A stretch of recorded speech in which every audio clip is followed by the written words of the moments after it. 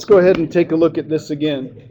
So yesterday we started off talking about antiderivatives, and we introduced some notation. We talked about what an antiderivative is. We talked about the notation that we use sometimes is the antiderivative of little f is big F, and if the way you tell that for sure, you make sure that big F is an antiderivative by differentiating it. So the great part about antiderivatives is you can see if you got the question right. You can see if you got the right antiderivative by just differentiating. And we've practiced differentiating enough that we should be, really good at checking these. And then we talked about how, well, this is pretty cool. We know how to find the derivative really well, but now we can go from the derivative back to the original function, and we can actually figure out what the exact original function was if they give us something called an initial condition. Okay? So basically what we do at this point is we look at a function and we say, okay, is that the end result of a differentiation formula that I'm familiar with? Like this one right here, we memorized what the derivative of sine inverse x was. It's this right here. So its antiderivative must be sine inverse of x plus that arbitrary constant c. We put that on there because all antiderivatives differ by a constant, and we can actually find out what that constant is, again, if we're given that initial condition. We went through some very simple step-by-step processes for finding antiderivatives of very simple functions. And then we did a bunch of examples. This one was kind of interesting. This will come up again when we take the antiderivative of 1 over x. 1 over x is defined everywhere except for 0. So if I take the antiderivative of that, I get ln of x, but I need to make sure that I put an absolute value on there. So it's defined everywhere. And then we went through and we talked about separable differential equations. We talked about general solutions, particular solutions, that sort of thing. And then we were working with, well, this idea that if I have position, I can find velocity and acceleration by differentiating once or twice. Well, now I can go from acceleration all the way back to the original position function if I've got initial conditions, and I do that through antidifferentiation. So we went through and we did a couple of problems like that.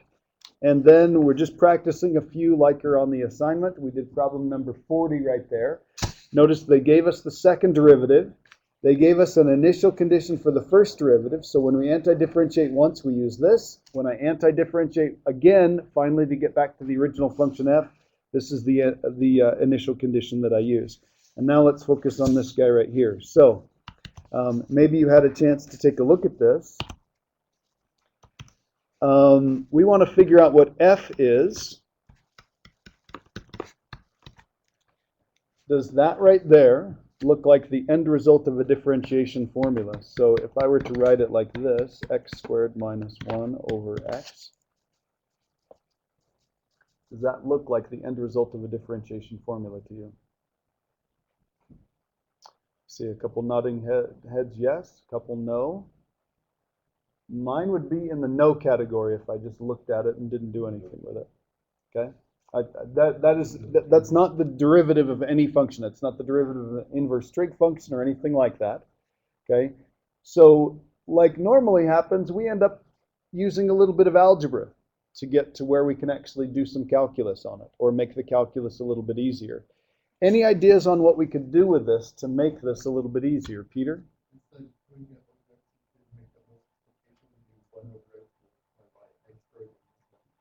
Okay, so tell me what to write. 1 over x multiplied by x squared. Okay, could do that. Does this look like the end result of a differentiation formula? Yeah. What does it look like to you? It looks like it's the element that ln absolute value x times x cubed. Yeah, x cubed over 3 minus x and something like that. And that would be really cool if you could just separate them into two different pieces and find the antiderivative of this piece and then times it by the antiderivative of this piece. That would be awesome, okay?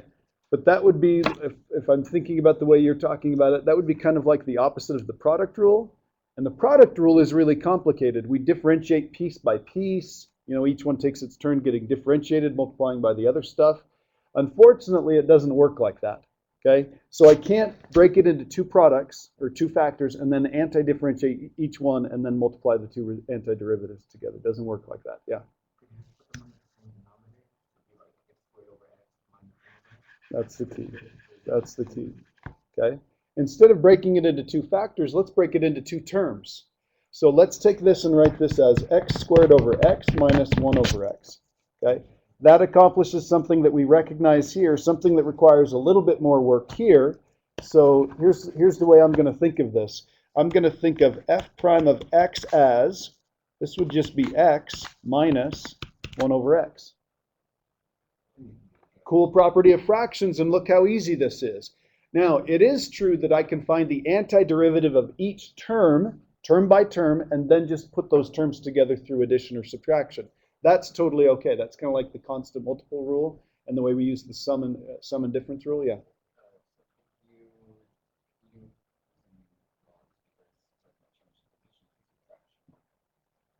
You'd have to take the log of both sides, and then that would get unbelievably nightmarish. Yeah, we want to make things simpler, not more complicated. Okay. Antidifferentiating with logarithms. Gosh, that would be pretty interesting. Logarithmic antidifferentiation. Yeah, not too sure about that. Okay. All right. Any questions as to how we got here? And then really finding the original function is relatively simple. The exponent right here is 1. Increase the exponent by 1. Divide by the new exponent. So that's going to be x squared over 2.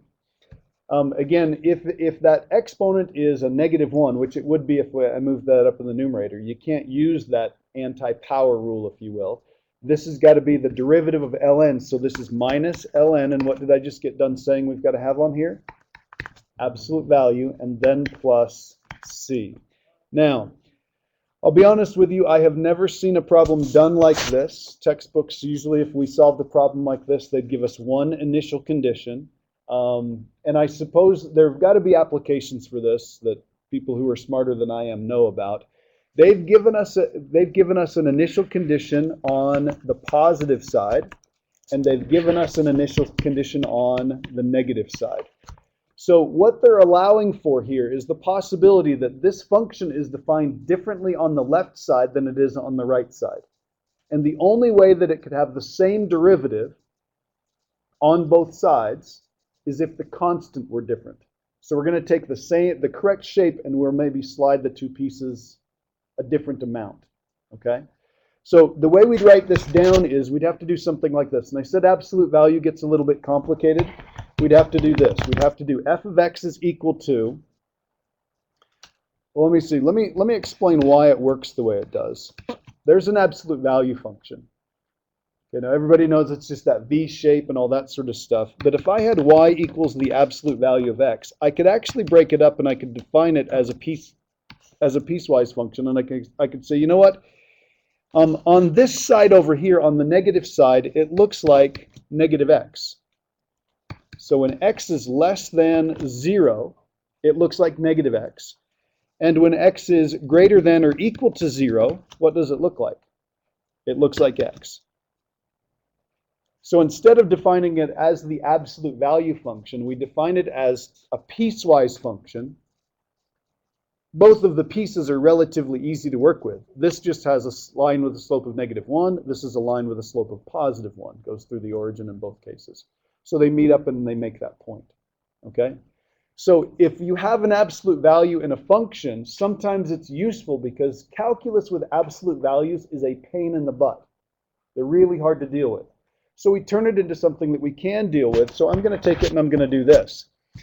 We came up with an antiderivative of x squared over 2 minus the ln of x. And then I want this to be defined for the negatives. So notice what we did here. If x is negative, in order to take the ln of it, the first thing I do is I change the sign of it. So if I'm going to plug in negatives, I've got to make it minus a negative so that I can take the ln of it.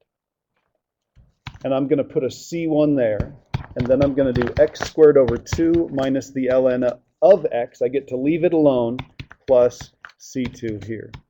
Oops, and that's going to be when x is greater than or equal to 0. So what I've done here is I've defined it on the negative side and I've defined it on the positive side, neither of which have an absolute value in. They're relatively easy to work with. And now I can deal with this right here. If I plug in a positive 1, I get out a half. That will help me find C2. And if I plug in a negative 1, I get out a 0. That will help me find C1. Yeah. For the second one, x can't be 0, you can have a log 0. You are correct. Yep, you are correct. Yep, thank you. Okay. Hold over from this one right here, but you're correct. Very good. Okay, anything else? Okay, so I'm going to change colors. I'll do these in a different color for each one of them. Let's do the negative one first. Let's find out what C1 is. If you plug in a negative 1, you get out a 0. So I get out a 0 when I plug in a negative 1. So this is going to be negative 1 squared over 2 minus the ln of negative 1 plus C1. So this is just 1/2. This is the ln of 1, and what is the ln of 1? 0. So plus C1, so this means C1 is equal to negative 1/2. So we've got that one. And then I'm going to change colors here again. Let's do the positive side. If I plug in a 1, I get out a half. So this would be 1/2 is equal to, this would be 1 squared over 2 minus the ln of 1 plus C2. So this is 1/2 equals 1/2. ln of 1 again is 0 plus C2, which means that C2 is 0.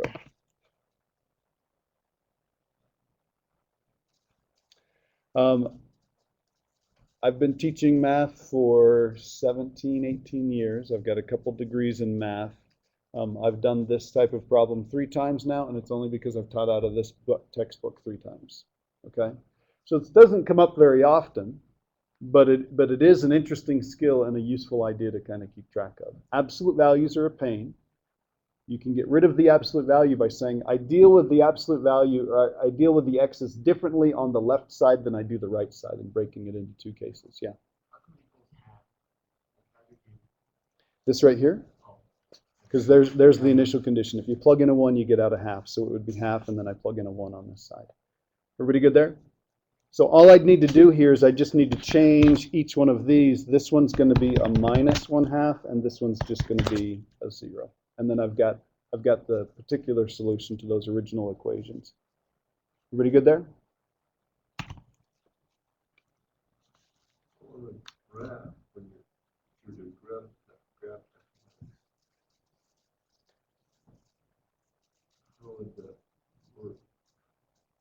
If you were to do it by hand or just on a calculator? This is going to be a parabola, and you're going to subtract a logarithm, okay? And it's going to be moved down half a unit. So you're going to have some parabolic shape on the left side, okay? Subtract a logarithm. Logarithms aren't very big. They don't make a very big difference. So you're going to have something that looks kind of like a parabola over here that might cross at, well, let's see, what would happen here? Near 0, this would kind of take over the shape. So you're going to have some funky shape on this side. You're going to have a very similar funky shape on the other side, but they're going to be shifted different amounts. I would never ask you to graph something like this. Okay? Yeah. We trying to find 2 C's. That's because on this side and this side. Yeah. And again, there's got to be a specific application for this somewhere down the road. Okay? All right, let's take a look at this next one. This is problem number 46. Again, we're given the second derivative, and then notice the order here. It gives you the initial condition for the first derivative and the initial condition for the original function.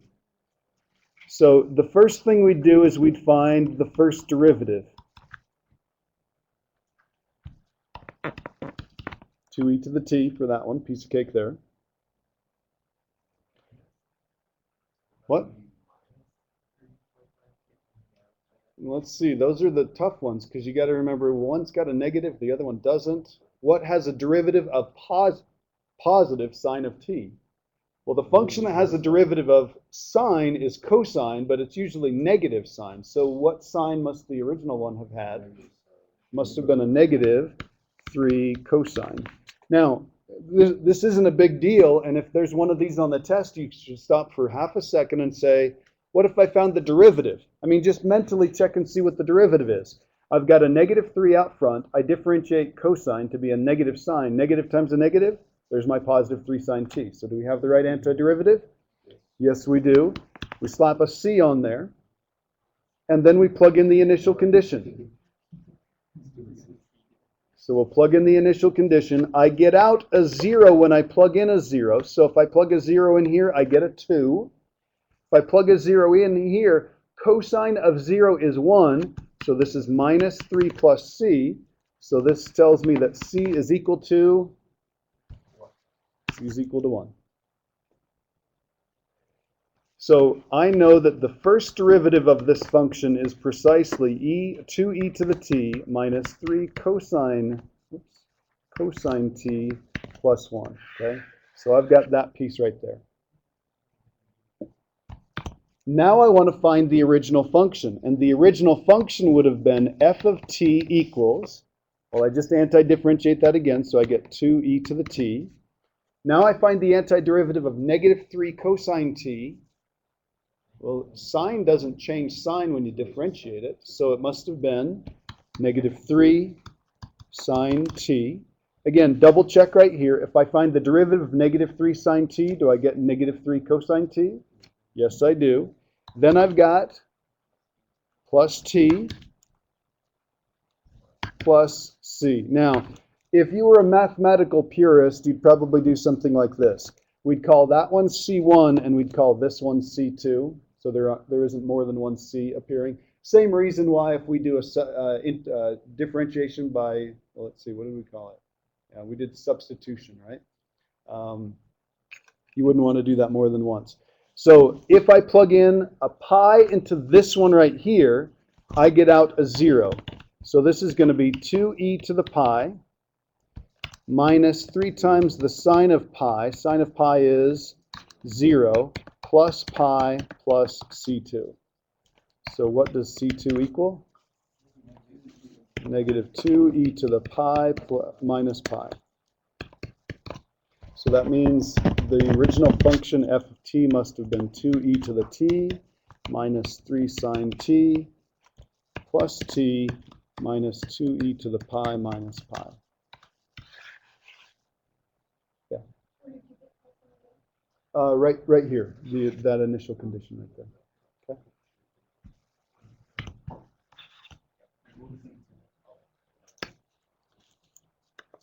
Totally fine that there's more than one part to C. They're just two numbers. I mean, if these were nice numbers like 3 and 7, I'd just add them together. They happen to be ugly numbers like e to the pi and pi, so we just leave them like that. Okay.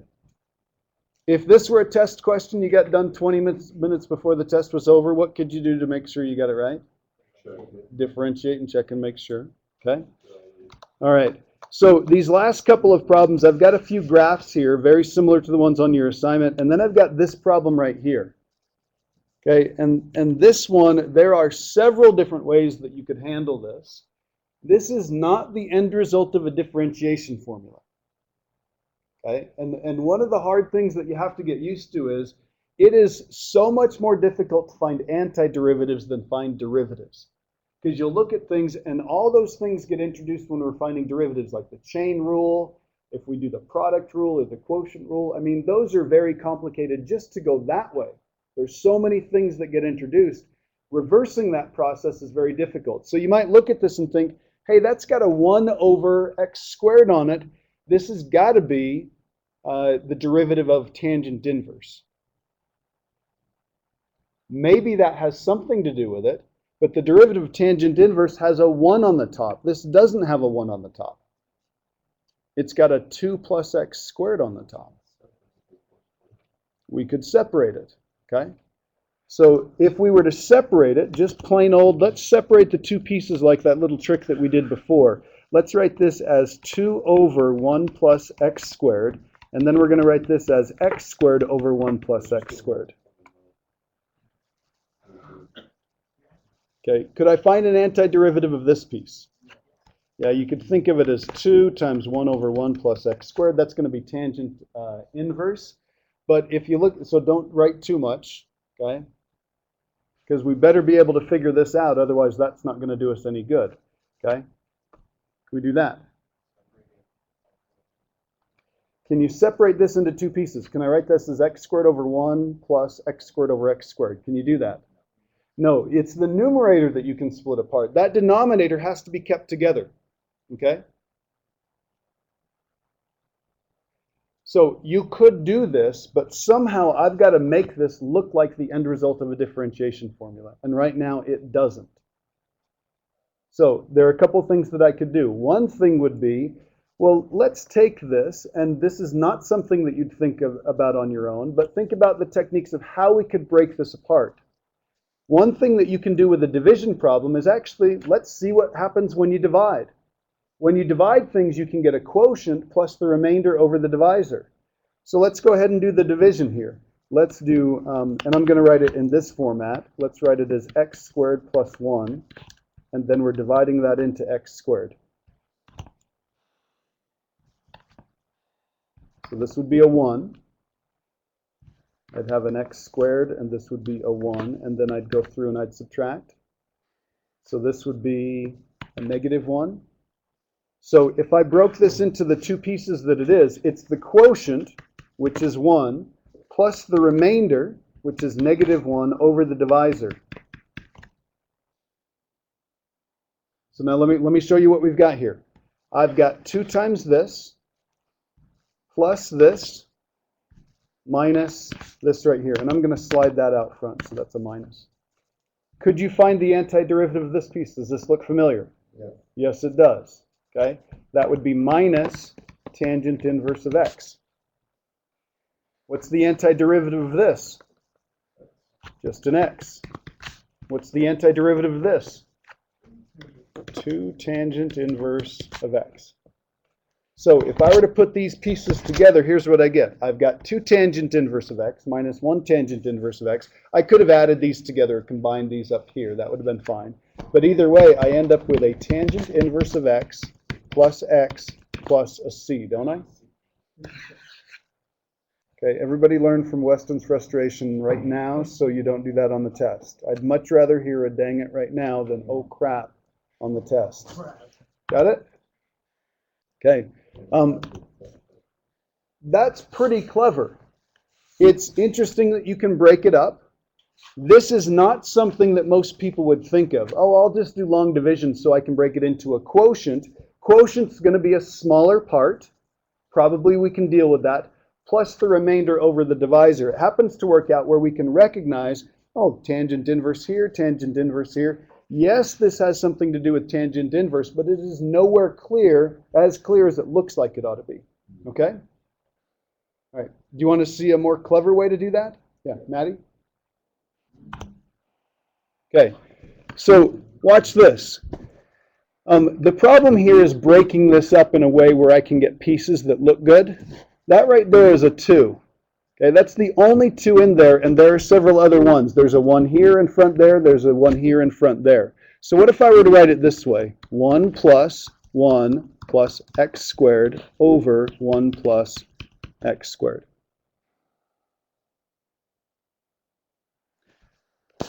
And let's break that apart in a really clever way. What if I break this up as this 1 over 1 plus x squared, and these two, 1 plus x squared over 1 plus x squared. This is 1 over 1 plus x squared. This is, what's this? That's a 1. Now let's find the antiderivative. What's the antiderivative here? Tangent inverse of x. What's the antiderivative here? X. Slap a c on the end and you're done. Okay? So this is a trick that I would keep track of. There are lots of times when this happens. Okay?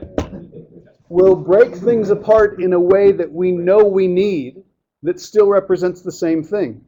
Gosh, it would be nice if I could just have a 1 right here so I could cancel those and make a 1. So we make it look like that and break it apart into those pieces. There are lots of times where things happen like this, where we'll add something in and subtract something off. We did that in some of the proofs that we did in chapter 3. Add something in that you know you need, subtract it off. You haven't changed it, you've just changed the way it looks. Or vice versa. Subtract something you don't want and add it in somewhere else or make some compensation for that. Okay? So pretty cool little trick, yeah. Which one? This one right here? Yeah. No, the derivative of a natural log is 1 over x instead of 1 over x squared. If we had the right thing in the numerator, it could be. Okay?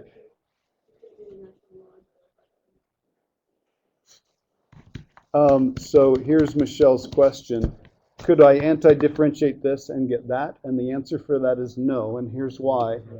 If we carried out the chain rule and found the derivative of this, it would be 1 over that times the derivative of this, which would be 2x. So if there were a 2x up there, we'd do it that way. We'll actually learn a technique like this. This is the chain rule, and I said we'd learn how to undo the chain rule. That's an antidifferentiation technique that we'll learn in chapter 5. Okay? Good question. Anything else? Okay. Both are very good techniques on this one. That's a very interesting problem. Okay, any questions? Okay, let's take a look at these last couple of problems. These are more just, kind of thought questions. We're looking at this and figuring stuff out rather than doing actual calculations. It says on 52, the graph of f is shown. So f is this one right here. Okay, it's kind of the purple one. It says, which is the antiderivative of f and y? Which is the antiderivative of f and y? So we have f, and we want to find big F. We want to find its antiderivative. So another way that we could describe this is we could say that the derivative of big F is little f.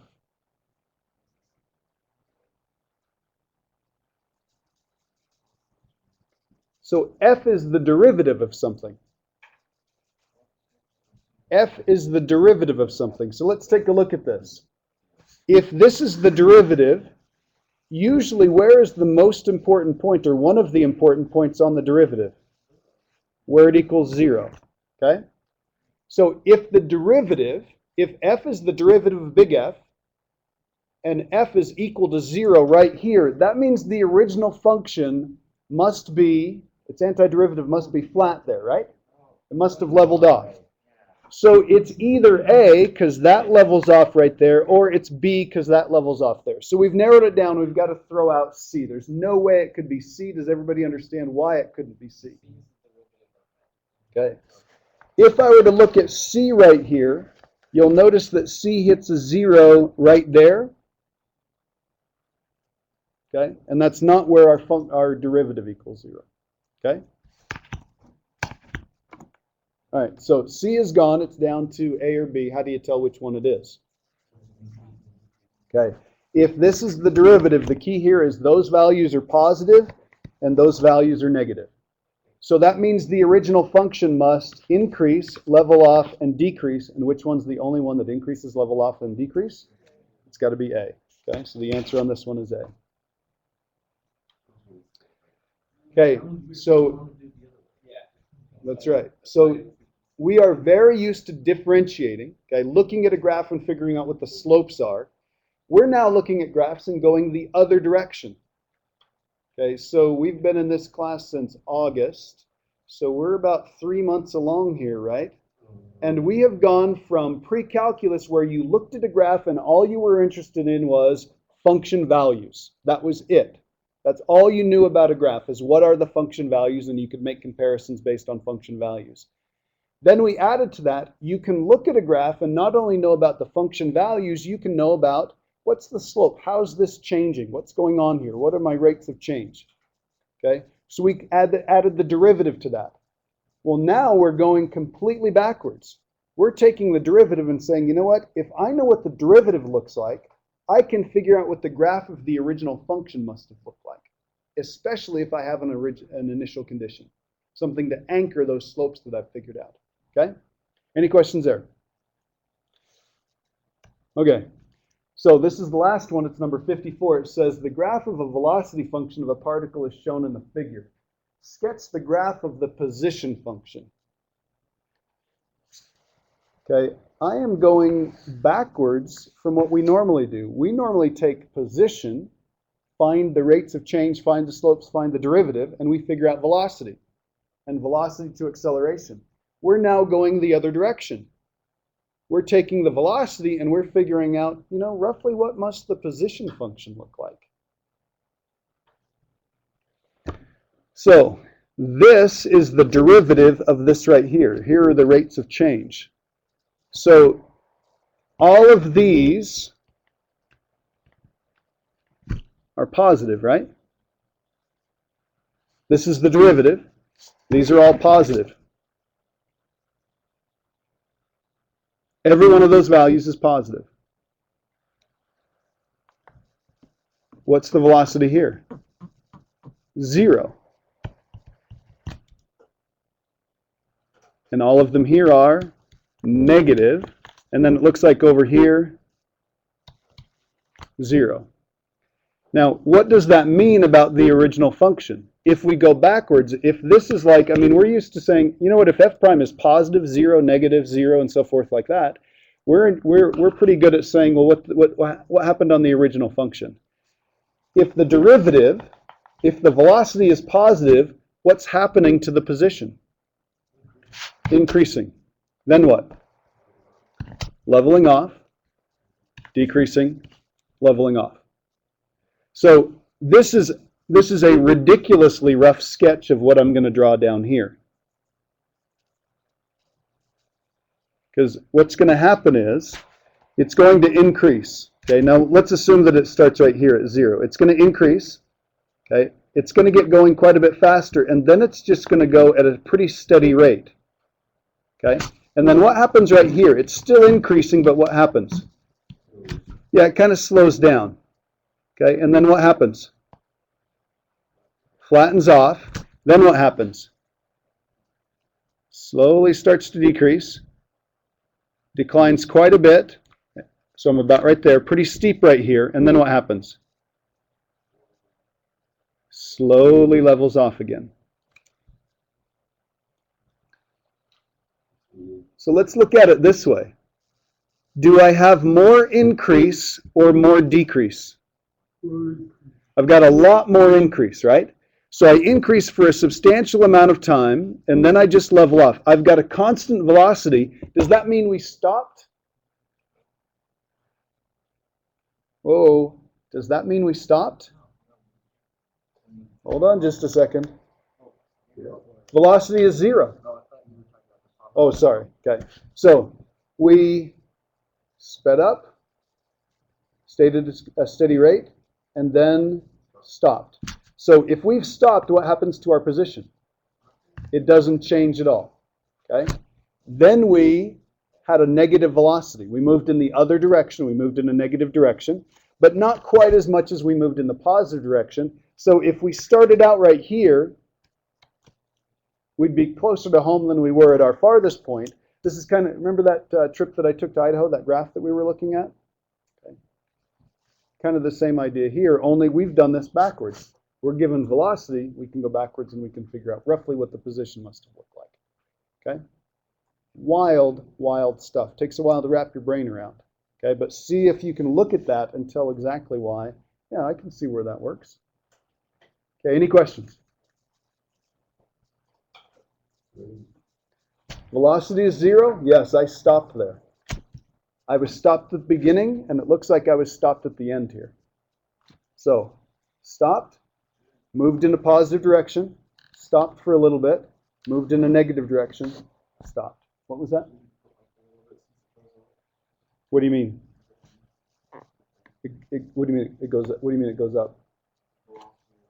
Velocity is negative. Yeah. Okay. Yeah, we get to about here, and it looks like it's right on 0. Okay. So we just sit there. We just stay in the same place. Okay. Anything else? Yeah. same rough sketch because they haven't given us. Right. If they said you started at 0, this is, I mean, that's a decent sketch, but there's no way you could, I mean, there aren't even any scales on the axes, so we wouldn't be able to say how steep this is or anything like that. If they scaled this axis, we could be a little bit more precise. If they gave us an initial position, like let's say they started, you know, we started 17 meters away from 0 or something like that, then we could be a little bit more precise. This is purely conceptual, just the idea. Okay? Anything else? Okay, let's